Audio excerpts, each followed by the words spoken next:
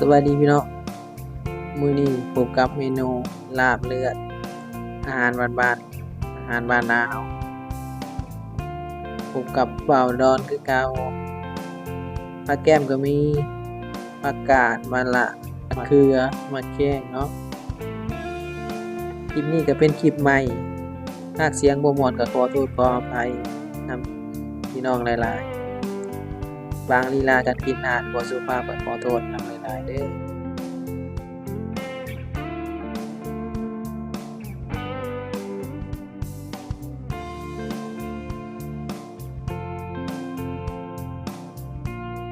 มาแล้วก็อย่าลืมฝากกดไลค์กดแชร์เพื่อเป็นกำลังแรงใจ